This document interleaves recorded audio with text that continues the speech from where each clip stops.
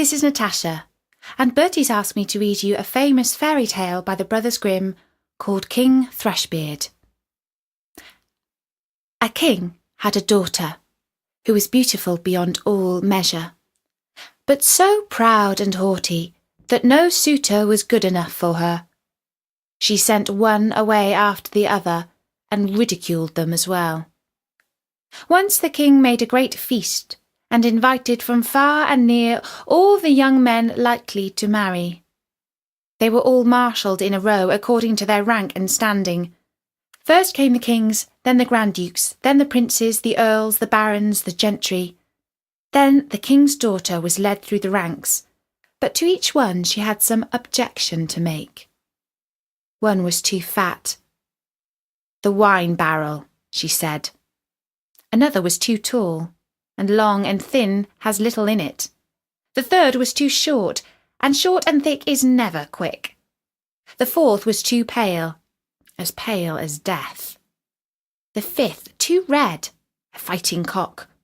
The sixth was not straight enough, a green log dried behind the stove. So she had something to say against each one, but she made herself especially merry over a good king who stood quite high up in the row, and whose chin had grown a little crooked. "Look!" she cried and laughed. "He has a chin like a thrush's beak." And from that time he got the name of King Thrushbeard. But the old king, when he saw that his daughter did nothing but mock the people and despised all the suitors who were gathered there, was very angry, and swore that she should have for her husband the first beggar that came to his doors. A few days afterwards, a fiddler came and sang beneath the windows, trying to earn a few pennies. When the king heard them, he said, "Let them come up." So the fiddler came in his dirty, ragged clothes, and sang before the king and his daughter, and when he had ended he asked for a trifling gift. The king said, "Your song has pleased me so well that I will give you my daughter there, to wife." The king's daughter shuddered, but the king said, "I have taken an oath to give to you the very first beggar man, and I will keep it." All she could say was in vain. The priest was brought, and she had to let herself be wedded to the fiddler on the spot. When that was done, the king said, "Now, it is not proper for you, a beggar woman, to stay any longer in my palace. You may just go away with your husband." The beggar man led her out by the hand, and she was obliged to walk away on foot with him. When they came to a large forest, she asked, "To whom does that beautiful forest belong?" "It belongs to King Thrushbeard. If you had taken him, it would have been yours."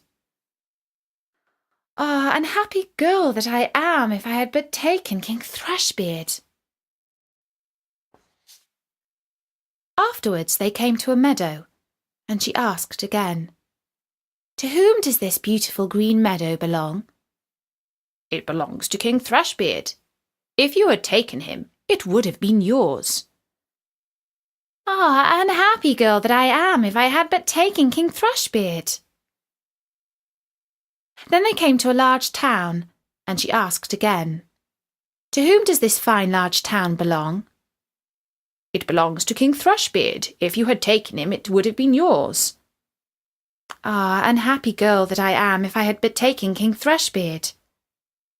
"It does not please me," said the fiddler, "to hear you always wishing for another husband. Am I not good enough for you?" At last they came to a very little hut, and she said, "Goodness, what a small house! To whom does this miserable tiny hovel belong?" The fiddler answered, "That is my house and yours, where we shall live together." She had to stoop in order to go in at the low door.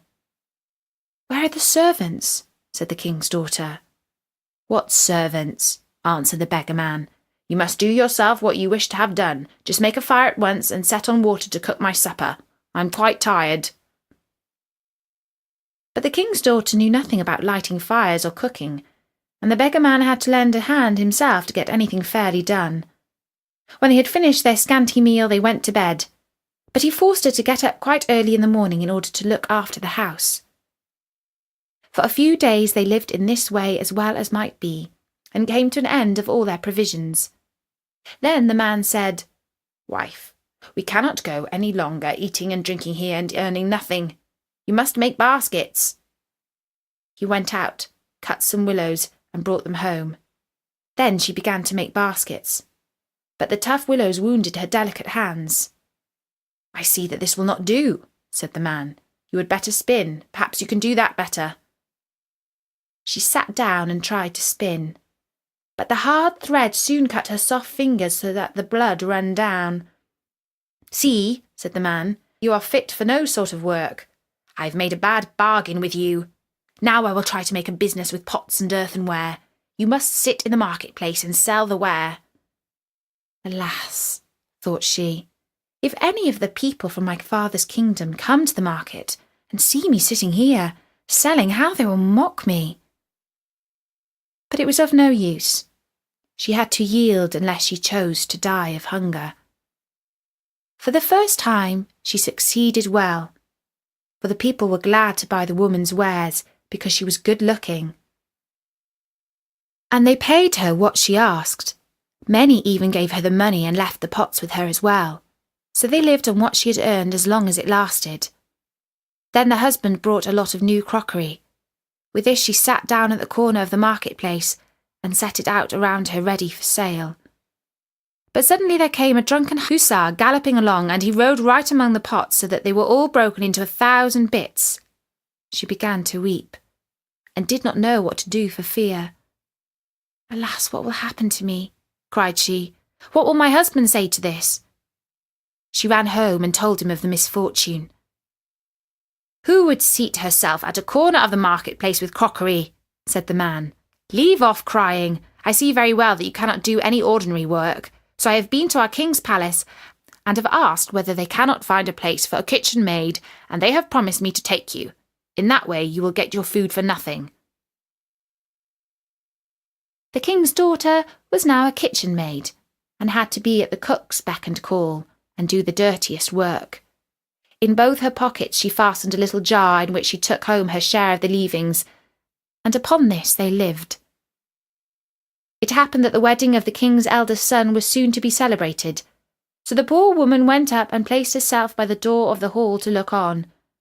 When all the candles were lit and people, each more beautiful than the other, entered, and was all full of pomp and splendour, she thought of her lot with a sad heart, and cursed the pride and haughtiness which had humbled her and brought her to so great poverty. The smell of the delicious dishes which were being taken in and out reached her, and now and then the servants threw her a few morsels of them. These she put in her jars to take home. All at once the king's son entered, clothed in velvet and silk with gold chains about his neck.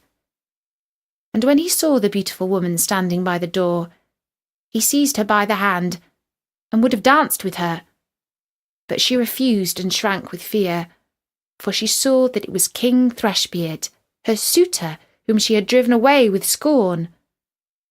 Her struggles were of no avail. He drew her into the hall, but the string by which her pockets were hung broke. The pots fell down, the soup ran out, and the scraps were scattered all about. And when the people saw it, there arose general laughter and derision, and she was so ashamed that she would rather have been 1,000 fathoms below the ground. She sprang to the door and would have run away, but on the stairs a man caught her and brought her back. And when she looked at him, it was King Thrushbeard again. He said to her kindly, "Do not be afraid. I and the fiddler, who has been living with you in that wretched hovel, are one. For love of you I disguised myself so. This was all done to humble your proud spirit, and to punish you for the insolence with which you mocked me." Then she wept bitterly and said, "I have done great wrong, and am not worthy to be your wife." But he said, "Be comforted, the evil days are past. Now we will celebrate our wedding." Then the maids-in-waiting came and put her on the most splendid clothing, and her father and his whole court came and wished her happiness in her marriage with the king, Thrushbeard, and the joy now began in earnest. I wish you and I had been there too. And that was the story of King Thrushbeard by the Brothers Grimm. Bertie says that this plot is a little bit like the play called The Taming of the Shrew by William Shakespeare. I do hope that you enjoyed it. There are loads more fairy tales and lots of original stories too at storynori.com. Bye for now!